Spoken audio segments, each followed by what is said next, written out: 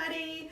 I'm Coco Huff for cocohuff.com, and I'm going to just wait a few minutes to see who's here with me and just make sure I can see myself before we get started. So if you're here, let me know. It usually takes me a few minutes to be able to tell. Say hello, let me know what you're doing, what you're cooking tonight. I would love to know, and just chat me up. If I can just find my page, we'll be in business. All right. How is everyone? I hope you're doing well. Today was beautiful. Today I thought it was going to be snow and sleet, and it was not. It was gorgeous. So, okay, I see me. I see David. Hello. How are you? Oh, for goodness sakes. All right, I want full screen. There we go. Hey David, how are you? What are you cooking tonight? I'd love to know. And there are a few others out there, so say hello, let me know what's going on, and we'll get started. I am Coco Huff for cocohuff.com, C-O-C-O-H-O-U-G-H, and here on Facebook, also on YouTube, TikTok, and where else? Instagram. So a little bit of each, but mostly on Facebook and YouTube. Hi, Teresa. Teresa said she cooked more creme brulee tonight. I am so excited. I was going to talk about you anyway. Teresa, first of all, made beef Wellington this week and made creme brulee, and now made creme brulee again. And she sent me a picture, and it was so gorgeous.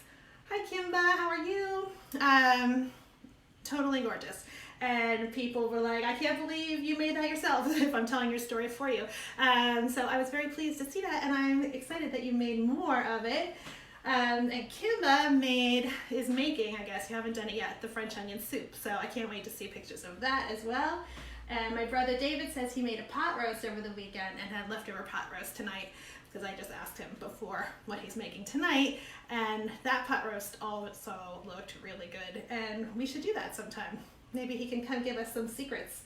So anyway, like I said, Coco Huff, we talk about kitchens, kitchen design, cooking, all sorts of things. And this whole series has been about learning how to make the techniques that are involved in different recipes, how to master those to make your everyday cooking easier, more delicious, more fun, and more adventuresome. So tonight we are making a New England clam chowder. I realized I don't think I would specify. To me, New England clam chowder is my favorite chowder, at least. I shouldn't say the chowder, because people from all over the Northeast will come yelling at me.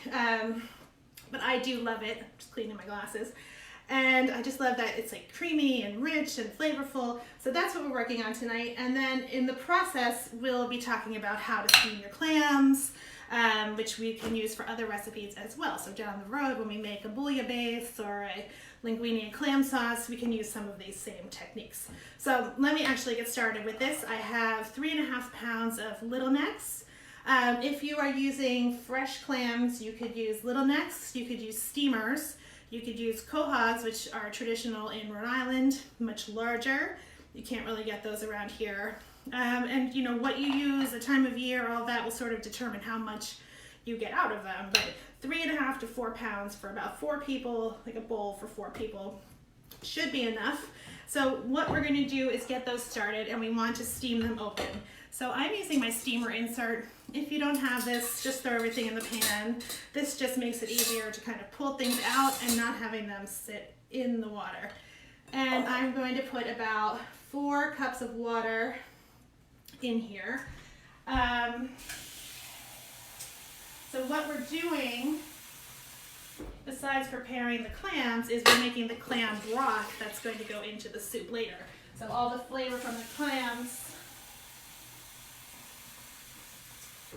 is going to go into this liquid and will become our broth. And if we need to supplement things, we can do that. I'm going to put a sprig of thyme in my broth. Hi, Sean. Sean says it's one of his favorites. I feel like there are versions, like you think of this as, all right, what do we have in there? Thyme. I'm going to put a tiny bit of lemon, just like a little brightness when I'm steaming, but we don't want too much lemony flavor in our soup. So just a little, like a tablespoon in there. And one of my bay leaves. Where are my bay leaves? What was I saying to Sean? Oh yeah, here's a bay leaf.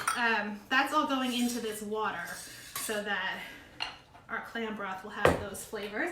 And now, oh, that's a compliment, Sean. Sean says, hi, Nigella. That would be nice.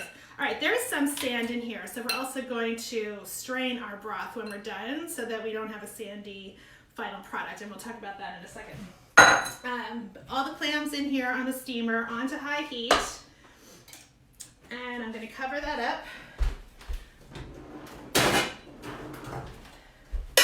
Keep all the heat in, so that just fit into this pot. This is a 4-quart pot. And we're going to steam them. So the key, one of the keys, whether you're using fresh clams or canned clams, is not to overcook them. So we want those to just open up. I should have showed you more. Hold on. First of all, these are scrubbed with a brush. They're still a little sandy though for my taste. We'll get that out of there. They were scrubbed clean to get most of the sand off of them. And then you want them to be closed. So when you're first dealing with them, they should be totally closed like this one is. If some of them are open, then you tap on them and they should close again. If not, get rid of them. They're no good.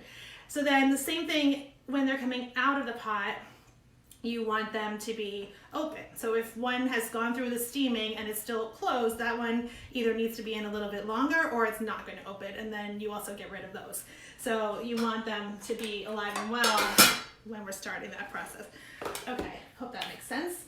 And Sean, what was I going to say? I was going to say, first of all, this dish came by way of England and France through like Nova Scotia and Canada and down into New England. So I'm curious if there are similar things in England, since you're my authority right now. And then I'm also wondering if there are things where you are in North Carolina, because I saw some more like Caribbean style chowders and things like that as I was researching. So I always think of this as a Northeast. Oh, that onion is no good. It looked fine from the outside, but nope, it's not. Let's take the next one. That happens. So, goodbye. Next onion. I sharpened this knife last week. This knife is having some trouble. So, Sean, I put you on the spot. If you want to answer, that's fine. So we're going to dice up some vegetables, some potatoes, get that all into our soup, and the potatoes kind of thicken the broth, and then we add our clams and some cream, and it's all going to come together into a soup. So what I was saying about the clams is you want them closed, you want to wash them, you want them to open, and then you don't want to overcook them. So as soon as they open, we take them out, and then we're going to chop them up. And then you don't add them back into the soup until the very last second. So this is true of most seafood things. You don't want it to get tough, like rubbery and tough. So that's true of calamari, it's true of shrimp, clams, even lobster. Oops, I didn't go this way first. So if you were using canned clams, which we'll talk about, whoops, whoa, okay. You would not add them in until the last second, but you will open the can to use the juice from it. All right, did I say already, if you have questions as I'm going along, let me know. I just threw a lot of information at you about clams, but there's quite a lot more information we could talk about clams. So I tried to go clamming 2 summers ago, and I was all excited to do it, and then the owner of the property said, oh, there's a red tide and you could get brain damage if you eat those clams. And we were like, maybe we shouldn't do that, which was a bummer, because then we had like hot dogs for dinner. There were no clams to be had. So I'm turning this pan on like medium, and we're going to start sauteing. First of all, I skipped a step. We're going to saute some pancetta first. So pancetta is a cured pork product. All of the New England chowders have the basic same ingredients. So some sort of pork product, whether it's bacon, salt pork, or a pancetta. And then our onions and celery, and then potatoes, and then our clams, of course. So I'm putting those two in together. I think we've done this before with the pancetta, and it does render some fat, but it doesn't render a crazy amount like a package of bacon would. So that's just our fat for cooking, plus a little bit of butter. We want some richness from butter, so that's going in there too. All right. This is on, just needs a second to come up to temperature. And we'll throw 2 more sprigs of thyme in there. Our other bay leaf, if I can find it, when I find it. And some garlic. So I'm going to do 2 cloves of garlic right now. And put that in there too.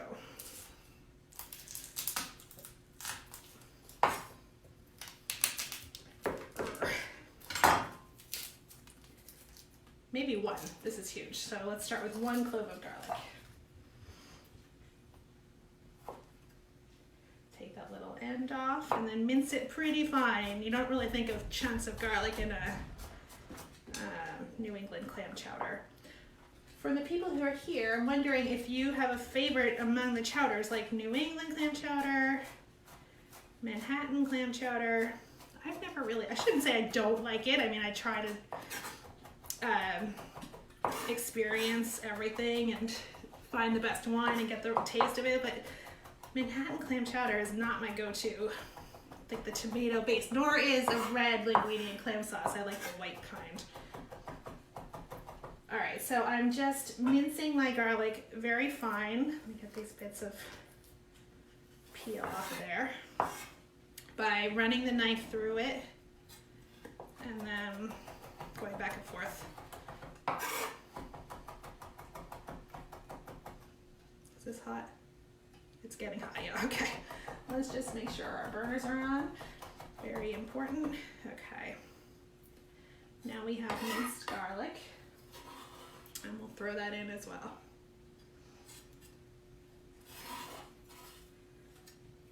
Okay, so while that's coming to temperature, oh, I need a spatula. That. We'll stir this up, get that butter melting, get the pancetta rendering, and get some celery in there as well. So really, so far, we're just steaming clams and then cooking up some vegetables and butter. There's not much to it. So these are pretty puny. I'm gonna do 1.5 stalks of celery. And we'll do that in a fine dice too. You want it to kind of all come together into one more cohesive soup, so we don't want really big chunks of anything in this one. Whereas in some other things we do a larger dice, I'm going to do a smaller dice. So I'm cutting these stalks lengthwise into little skinny sticks, and then I'll stack them all together and cut crosswise to get some small celery bits. So I should be using my knuckles, but I was holding the stack together. So like we talked about, push your knuckles up against the knife and use them as a guide to get even pieces.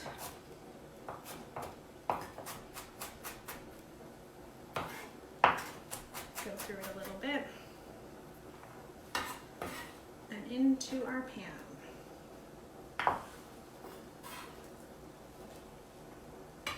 Okay, David says he prefers New England clam chowder too.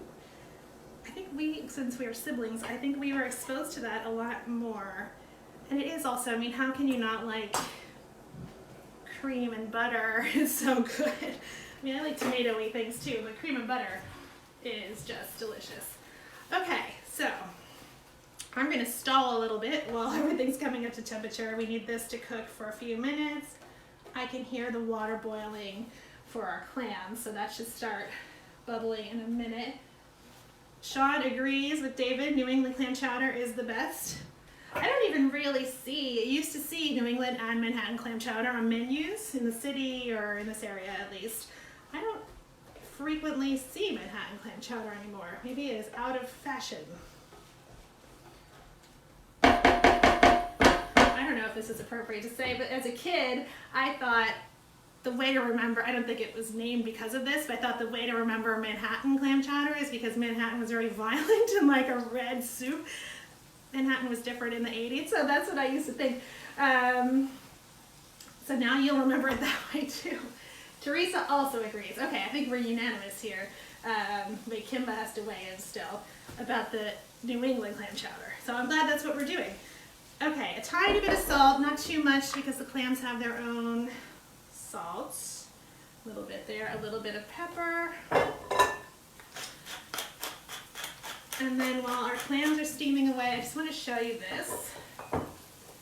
This is a book by Jasper White. It's called 50 Chowders. I obviously have no affiliation with it. I just love it and I want to share this with you. This was published in, let's see when, where does it say when it was published? A long time ago, no. This says published in 2000. Okay, so not, well, 21 years ago. God, I just aged myself. I've had this probably since it came out, and this is like the definitive guide on chowders. So if you're interested in everything from the history, like all of the fish chowders that came out of the 1700s and the whaling towns and how it traveled and different kinds of clams from, you know, littlenecks to the huge gooey ducks and all that. And then also things like Amish corn chowder and bean chowders and those types of things. It's all in this book, and I remember he used to be on the Food Network a lot on other shows and everything. So this is really, I mean, this one in the front is like clams, mussels, shrimp. It looks delicious. This is your definitive guide to chowders, and we're doing sort of a take on his clam chowder, more or less, tonight. Okay, everything's cooking. It smells great, and our clams are boiling. I can hear them. I can hear that water boiling.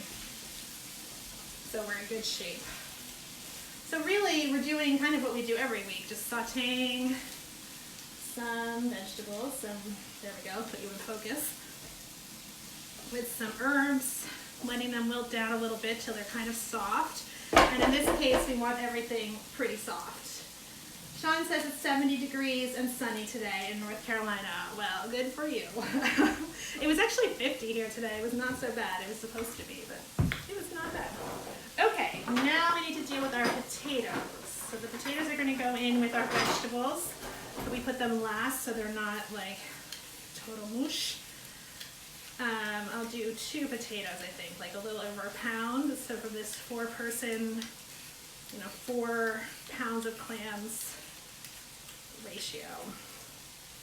No, Sean, I'm happy for you that it's nice and warm. I don't know if you probably want to eat warm soup in that weather.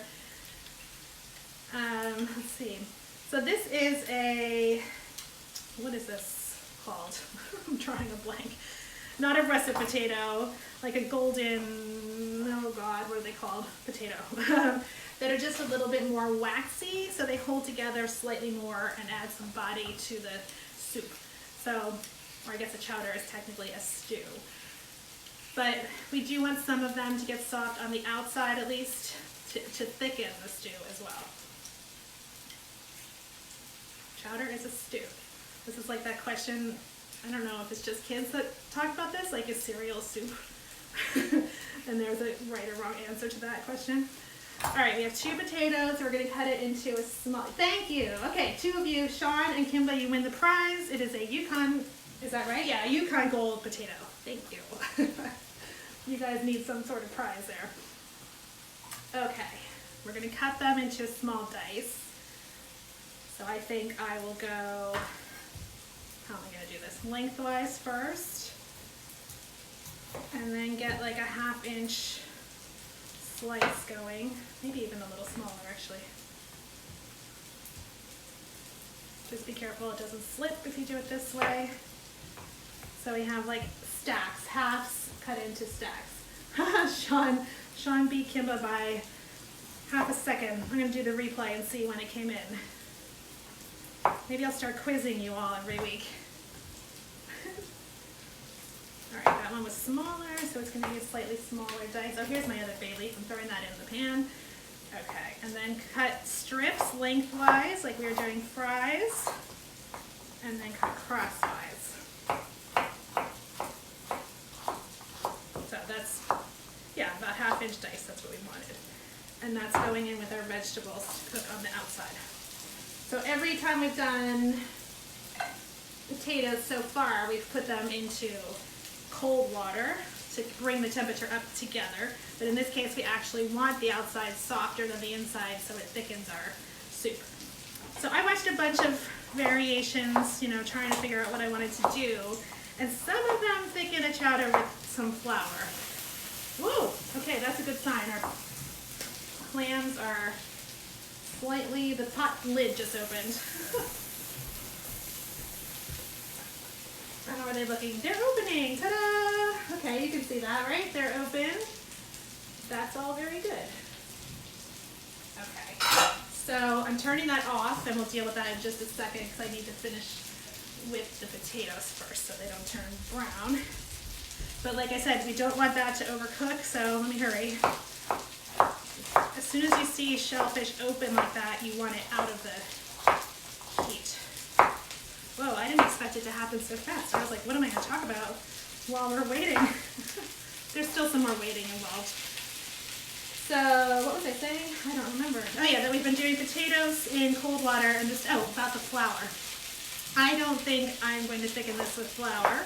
We'll see how it turns out. I wouldn't want it to be too thin, but I also don't like it when New England clam chowder is kind of that gummy thickness. You don't want it to be overly thick either. You want it to have kind of a natural thickness to it. So we're going to skip that. Jasper White also skips that. There's no flour in that recipe. Toss this. Okay, that looks fantastic. One more of these, and then we're going to deal with our clams.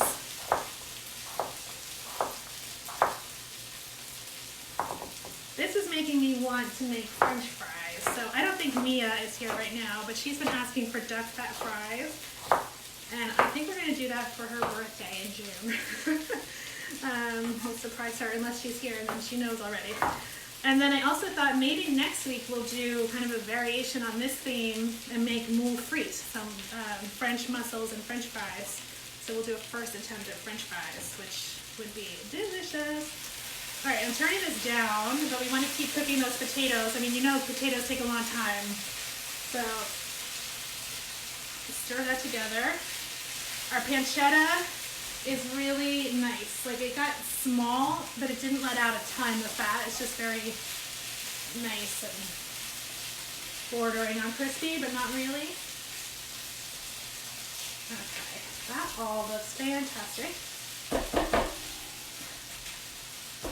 All right, so now what we need out of the clam situation is the clams themselves and the broth.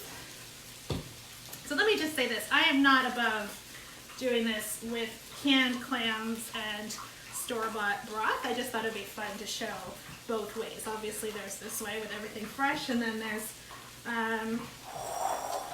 canned and bottled, which in this case keeps disappearing. I find canned clams to be a pretty good product. So, all right, here's our open clams. We're gonna shake the liquid out of them and get them into this bowl.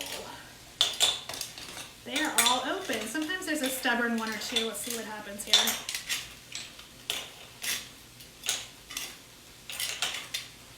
Those are great. They look really good. And you're all still in there. Now, there's sand inside, which I'm not happy about, so I may rinse them after we deal with this, after we do the broth and everything. So I don't want sand in the final product. So if you're dealing with clams, and I did this but didn't quite work, what you can do, maybe I didn't do it quite long enough. Steamers are very sandy. Usually littlelnecks are not so sandy, so I wouldn't have thought they would be so much. But if you're doing steamers, you can soak them in cold water with cornstarch, like overnight while they're still alive. And they will see the cornstarch as an irritant and spit out their sand, in theory.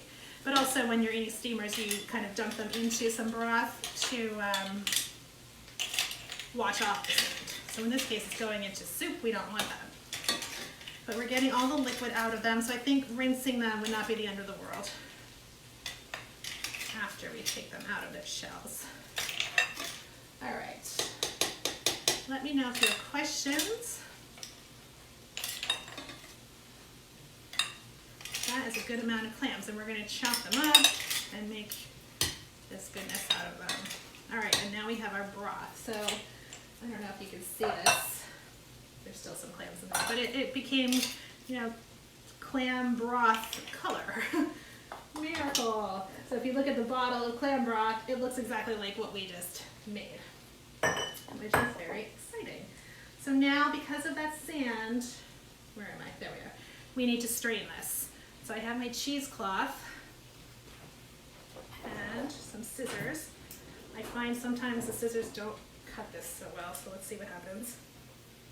This might be one of those times. Oh no, it's working. Okay. And we're going to pour it through cheesecloth inside the strainer to really get, you know, stop anything from going through. All right.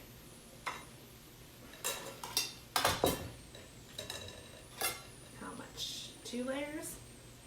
2 layers should do it. 4 layers. Let's do 4 layers. Some of it will get absorbed into the cheesecloth, so you'll lose a little bit. Kimba says, on canned clams, would you buy clam broth as well? Yes. So I'm going to open one of these and show you, but I would buy both because we need, for this amount of clams, we need 2 to 3 cups of clam broth. So that's more than, let's take the steamer out of here.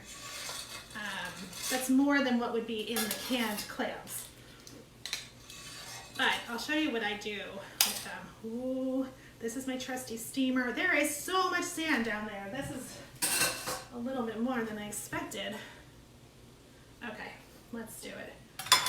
So we're pouring this through our cheesecloth into this bowl.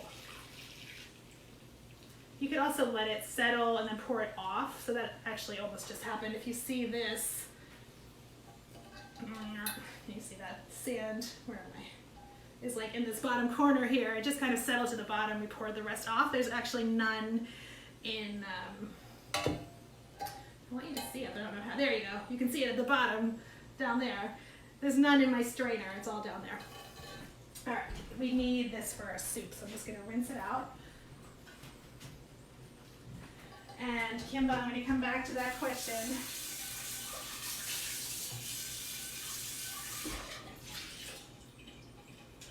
Okay. So what we're doing right now is the potatoes have been cooking on the higher heat like the vegetables were, but now we want to simmer them in this broth. So I'm going to take enough of this clam broth to cover them and let them start simmering in this pan before we put them into the soup pan. So I'm pouring, let's see how much. So this was 4 cups of liquid plus whatever came out of the clams. So that's probably 2 cups just got poured over the potatoes. So see this, now they're going to simmer. I'm turning that back up. And we want them to get nice and soft. We don't want any firm chunks in there. All right. And I just tasted this broth. So if you taste this broth, you really don't need a lot of extra salt in the clam chowder.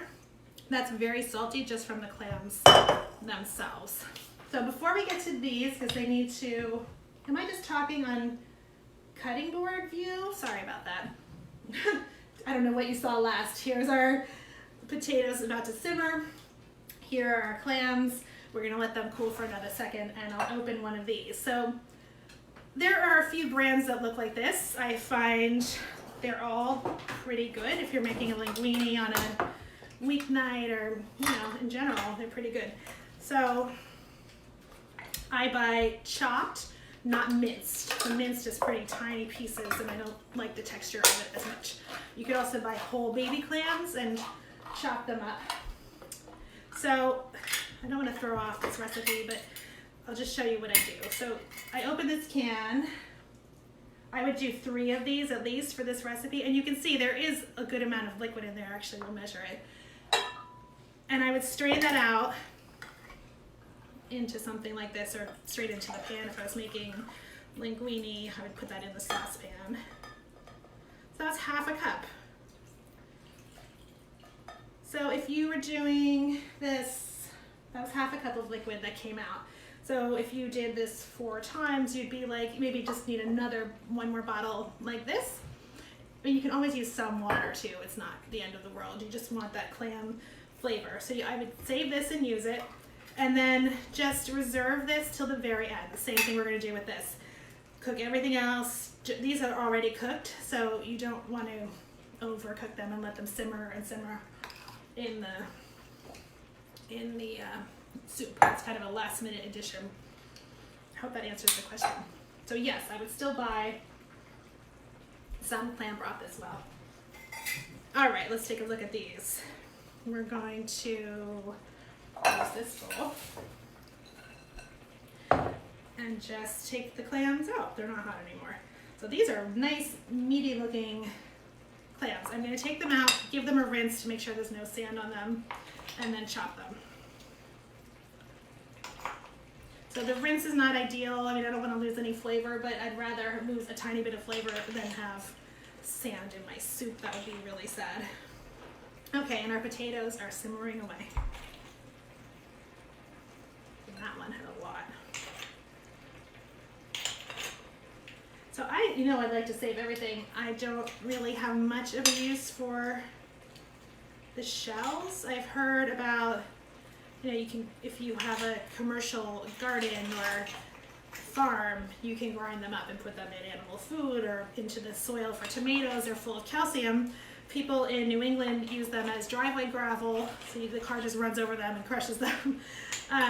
There are a lot of uses. I don't really do anything with them myself. So if you know of anything, I would love to know more about what to do. You can do like little crafts with them too, make like a beach cottage, salt cellars, all that kind of stuff.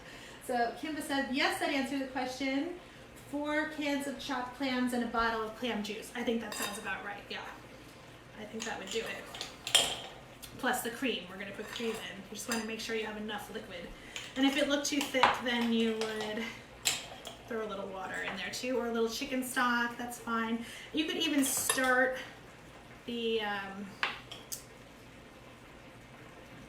clam steaming process with some chicken stock, just to get an extra small layer of flavor. Okay, almost done with this. This was, like I said, 3.5 pounds of clams.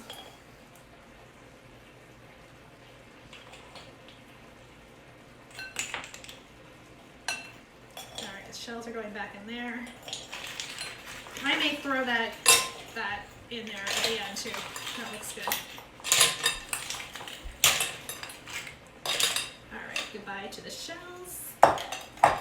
Let's stir this up a little, get our potatoes evenly cooked.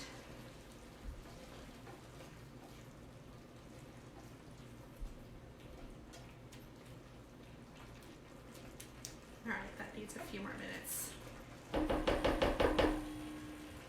All right, rinse this and strain it.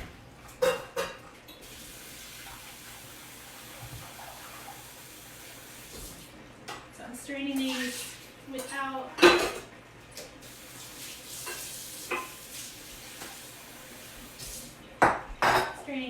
the cheesecloth, so they leave their sand behind.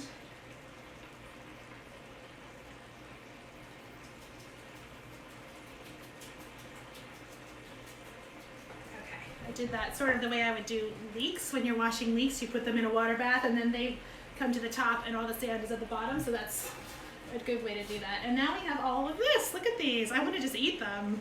I love clams, so I think I'll cut them each. Let's get the sand off of everything. Was there sand on my cutting board? Did I just make a mistake? Hold on. We need a moment to clean here.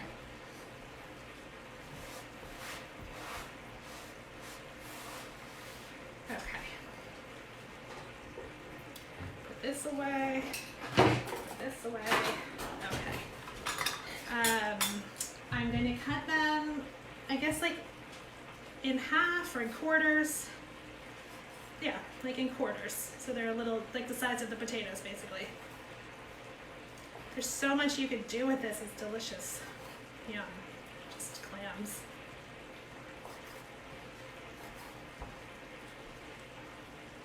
I'll do 2 at once.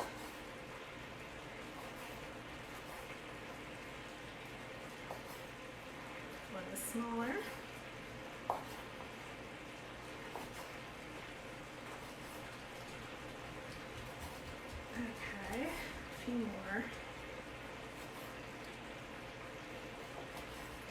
So this is good. We need this time for the potatoes to cook.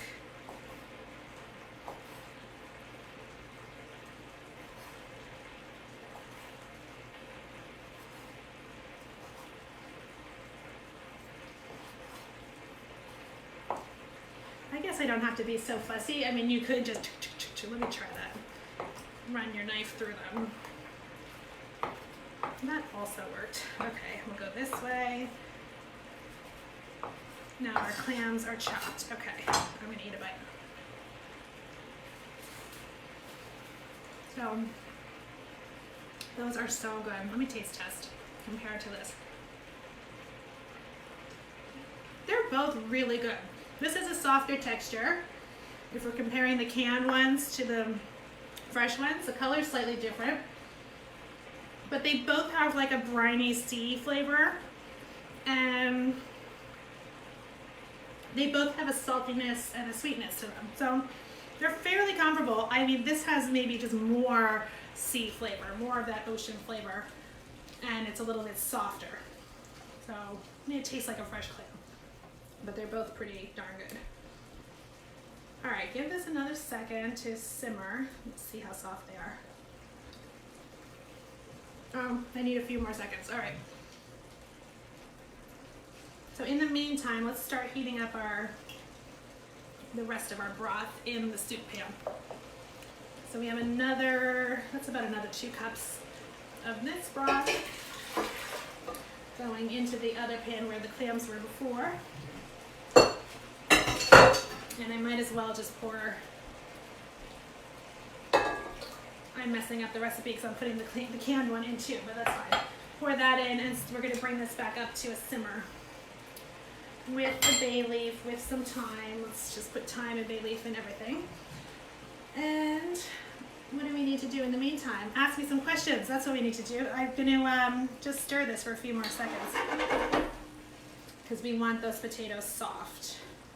So I don't want to rush it too much.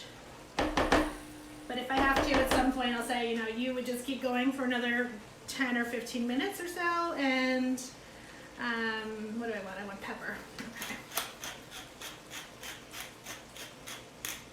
I think particularly the Yukon potatoes kind of hold on to their texture. So the other thing we're also going to do is mash them a little bit with a fork. So we'll do that in just a second. This is another recipe that called for white pepper, and I still have never bought white pepper. So I think it's okay to use some regular pepper. Yeah, these are mashable. All right, I'm gonna mash about 1/3 of these potatoes with a fork in this pan, and then it's all going into our soup pan. So we're gonna do that. That's our thickener, as opposed to any flour. So they're just at the stage where they can be mashed. Let me do that. I'll show you what I'm doing. If you were being more patient, they would probably just kind of start to fall apart on their own if you had more time.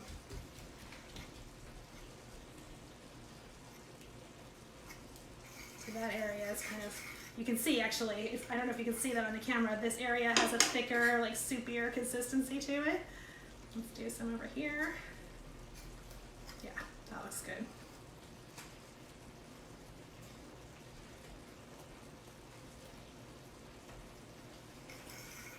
Stir those in. Do some over here. Don't splash yourself. Okay. So, one more thing to say before we get to putting it all together. Oh, Grazia! Grazia pointed out, yes. Oh, and Ishan, hello, how are you both? Good to see you. Ishan says, can you believe white pepper is not gluten-free? I did not know that.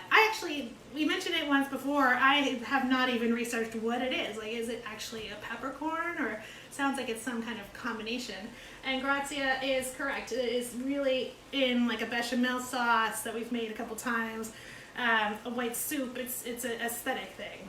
But I don't know what it tastes like. Does it taste like pepper? I really need to get to the bottom of this, so maybe by next week I will have an answer, or maybe Grazia knows if it tastes like regular pepper.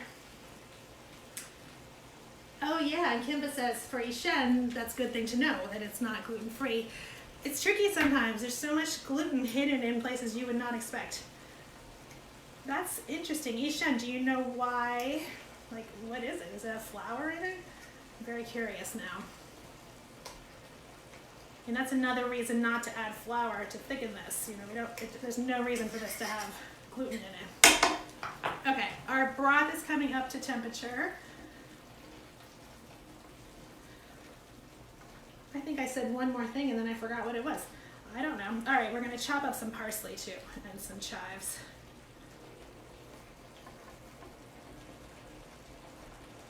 While we're waiting. I just don't want to put those clams in until we're ready for them because they will be too tough. Grazia says it kind of tastes like regular pepper. Ishan says she has no idea, it makes no sense. It really does not make sense, that's true. Okay, some parsley is going to go in and then some parsley to garnish on top, and I also have some chives if we want to garnish. I have some oyster crackers, which I love. Maybe we could get fancy sometime and make our own oyster crackers, but I don't think we need to. We're trying to make things easier, not harder. But that would be a fun little rainy day project. All right, just twist off a big bunch of parsley and pull it off its stems.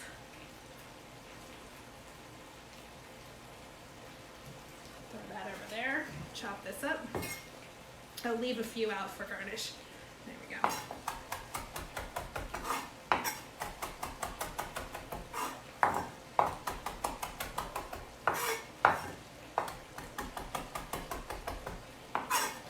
I have no idea what my one more thing was, so I'll figure that out when I watch this back.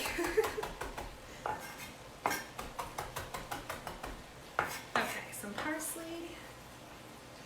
Everything else we have here has gone in, right? Yeah, that just looks nice. That looks pretty. Okay, this is looking nice and soft. Okay, and it has like a thicker base to it now. So I'd say we're good to go. Oh, I know what I was going to say. Stacy and a few others have asked about my hands preparing things ahead. So, I mean, you don't think of seafood as something to prepare ahead, but what I've read is that, for instance, in a restaurant, they create a base. This potato is too big. They create a base, basically like what we've done so far. So the pancetta, the vegetables, some of the broth, and simmer it down. And then that can go away, you know, overnight. That can go in the fridge. And then you add the chopped clams and the cream the next day. So, and then the other thing is, even once the cream is in there, it's very nice to let it kind of meld together for at least an hour. So it's a good thing you're not doing this last minute in front of your guests. You know, this could sit and simmer for a little while and then sit in the fridge for a while. You just don't want to bring it up to a rolling boil once the clams or the cream are in there. Just very gentle. It can be done ahead. Okay, everything is boiling and bubbling now. We have, this looks pretty soft at this point. Our broth is boiling. So what I'm going to do is bring this over to my cutting board and then make room for the stock on the closer burner so I can see what I'm doing. Turn that one off. And then we're going to put all of this into the soup. So, I mean, you could just add the stock after you put all of this in. I did that sort of to bring it up to temperature in the interest of time. Speaking of time, take that sprig out of there. And now we want everything to combine in the liquid. All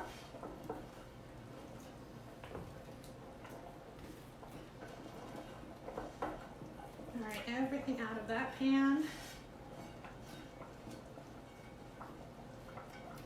That looks delicious. Oh, it looks really good. It has a nice, where am I? A nice clam smell to it. It smells like a briny clam smell, and you can smell the thyme as well. So I'm taking all this thyme sprigs out. That's enough from that.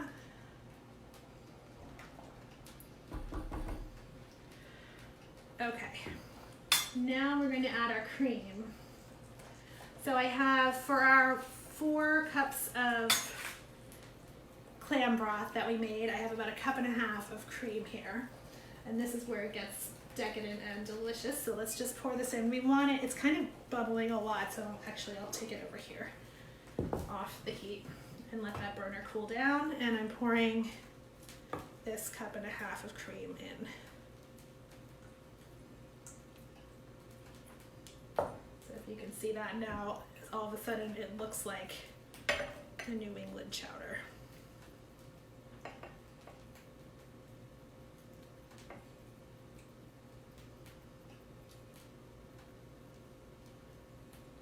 All right, so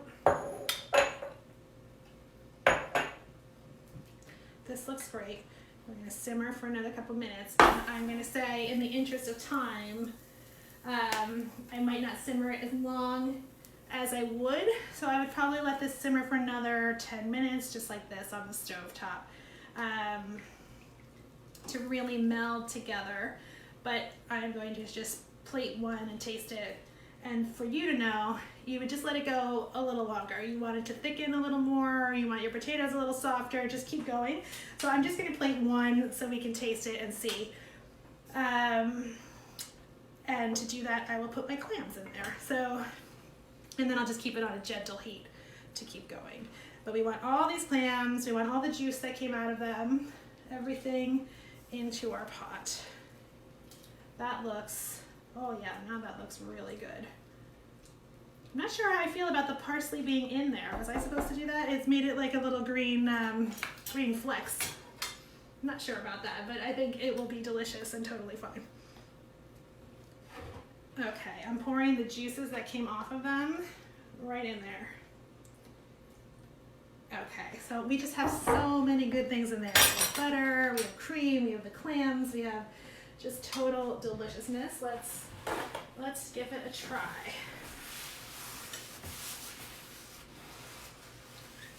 Clean off my board. Okay. Should I dump the, not dump, I don't need to use that word for cooking. Should I put these canned clams in? I'm not sure. Yeah, we can do whatever we want, right? That's the whole point. Okay, we're gonna put these in as well. Boop, extra clams. Give it a stir. Oh my God, that actually made it kind of over the top delicious looking. Look at that. You can see our potatoes, our clams. Let me pull the bay leaf out too. Yummy. All right, I have a little bowl over here and a ladle.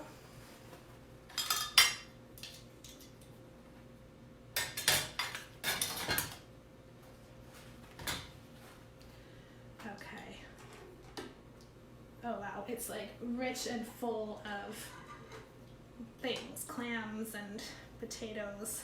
That looks really good. Okay, and like I said, give it another, if you're doing this today or if you're doing it in the future, watching this video, give it another 10 minutes of just a low simmer, low. You don't want to break the cream, but you know, a nice low. Oh, it looks beautiful in the bowl too. That looks so nice. Okay, I like the parsley in it now. I wasn't sure for a second if I was gonna like that, but I do like it. I'm gonna tilt it so you can see how beautiful that looks. Actually, I'll hold it under this camera too. It just looks gorgeous in that bowl. So if you serve that to your guests in a fancy bowl, I think that would go over, that would be a big hit. And I'm going to put a few oyster crackers on top, not too many. Those are not gluten-free. I wonder if you can find gluten-free oyster crackers, I don't know. And I always like a chive on top of everything. Thank you, David. David says it looks so good. It does, it looks delicious. All right, crisscross your chives on top to make it fancy. I'm gonna hold this up again so you can take a look. And there's our finished soup. Oh, yum, I can't wait to try it. Okay, I'm just gonna try it very quickly. I'm sure it's very hot.